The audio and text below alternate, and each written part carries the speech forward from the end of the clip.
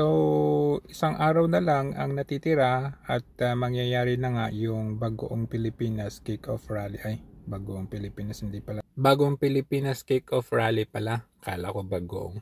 But anyway, yun nga, libo-libo daw ang mga government employees na nire-required dumalo. Sunday yun, hindi ba dapat pahinga nila yan? Ano kayang meron dyan? Libo-libong empleyado umano ng pamahalaan ang inoobligang makilahok sa Bagong Pilipinas Kick-Off Rally na magaganap po sa January 28, Linggo sa Quirino Grandstand. Sa panayam ng programang ito, sinabi ni dating Courage National President Ferdinand Gaite na required dumalo ang mga empleyado ng ilang ahensya ng pamahalaan.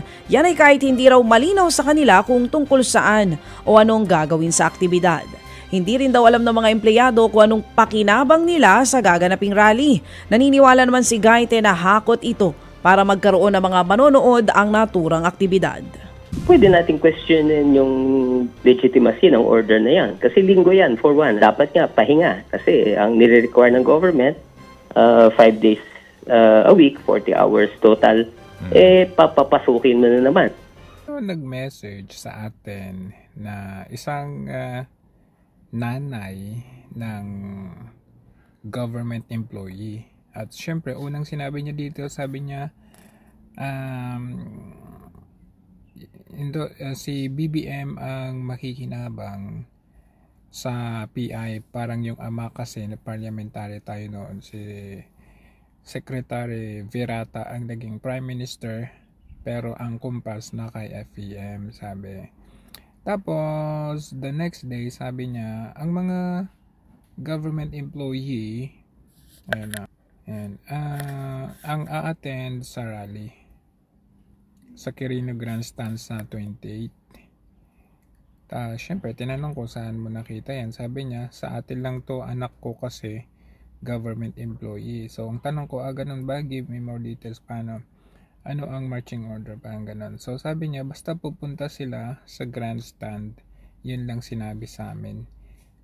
Siguro para malaman lang na may supporter sila, ganyan din noon sa panahon ni FEM. Nanay ko kasi teacher Oh. So, tinanong ko kung may bayaran. Hindi nila alam. Basta pinapunta lang sila. Tinanong ko kung overtime yun, hindi raw nila alam. So, tanong ko, meaning required sila pumunta? Parang ganun. Okay, and then that's it. So, ito na, confirmation. Sa kabilang dako naman ay meron namang candlelight prayer rally. Ayan, to be led by former President Rodrigo Roa Duterte. At yan po ay magaganap sa Rizal Park, Davao City. Yan po, January 28 po yan. The same day ng Bagoong Pilipinas Kick-Off Rally. Pero ito, mas matiwasay, mas tahimik, mas bukal sa loob ang event na ito kasi ito naman po ay para doon sa bunsod ng kagustuhan ng taong bayan. Hindi po yung sapilitan or pinipilit or nire-require para sa walang kwentang bagay at gagastusan na naman nila yan gamit-gamit ang tax ng bayan. Dalawang higante at mukhang magkaribal na rally ang mangyayari sa dating na linggo, January 28. Ang una po ay inilulunsad ni Pangulong Bongbong Marcos na Bagong Pilipinas Kick-Off Rally sa Luneta Grandstand linggo ng gabi. Ito pong Bagong Pilipinas ay ang bagong rebranding ng pamahalaan na madalas naman ay nangyayari kada administrasyon. Ang mga halimbawa niyan ay ang Philippines 2000 kay FPR, Era para sa Mahirap ni Pangulong Estrada at ang Strong Republic kay Gloria Arroyo. Si Pinoy naman ay may daang matuwid at si Digong ay mayroong changes coming. Parang throwback din ito nung panahon ng kanyang tatay na naglunsad ng bagong lipunan or New Society Movement nung panahon ng martial law. Katunayan, inununsyo itong rebranding na to ni Pangulong Marcos noon pang Hulyo 2023. At noon pa lamang, marami na rin po ang nagtaka kung bakit medyo delayed ang kanyang rebranding. Mas lalo pang delayed ang kick-off nito bukas, 6 na buwan matapos ang unang announcement. Ayon sa Presidential Communications Office, itong Bagong Pilipinas ni Pangulong BBM ay isa na namang hudyat ng pagbabago na nakasalalay sa personal at community involvement and participation. At inaanyayahan ang lahat ng kawani ng gobyerno na tumungo sa Luneta sa linggo. Hindi lamang po malinaw kung required din ang attendance gaya po nung panahon ni Marcos Sr. Pero kung yan ang happening sa Maynila, sasabay naman ito sa Davao City ng isang kontrobersyal na prayer rally ng other half ng dating tinagurian na Uniteam. Ang mga supporter ni dating Pangulong Duterte at ni VP Sara Duterte maglulunsad daw ng isang prayer rally laban naman sa People's Initiative na ayon sa kanila ay pakanaraw ng pinsan ni Pangulong Marcos, si Speaker Martin Romualdez. Ang tema ng tinaguriang prayer rally ng mga Duterte ay One Nation, One Opposition. Baka po nagtatanong kayo kung ano ang ibig sabihin nito ng katagang oposisyon. Hindi po yan masyadong malinaw.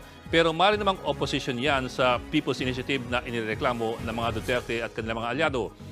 Ang paratang ng kampo nila, ginagamit ng mga congressman ang pondo ng bayan para bumili ng pirma para po isulong yung People's Initiative at lusawin ang boto ng Senado. Ngayon pa lamang inaasang daragsa sa Davao City ang mga malalapit na kaalyado at mga taga-suporta ng mga Duterte para iparamdam ang kanilang suporta sa dating Pangulo. Ayon po sa mga organizers, inaasahan nila ang 50,000 katao na dadalo sa pagpupulong. At inaasahan din magsasalita, hindi lamang po si Sara Duterte pero pati ang kanyang ama na si dating Pangulong Rodrigo Duterte. Sa madaling salita, sa dating po na linggo, asahan ang show of force o pakitaan ng pwersa na magkabilang panig, ang panig ni Pangulong Marcos at ang panig ni dating Pangulong Rodrigo Duterte.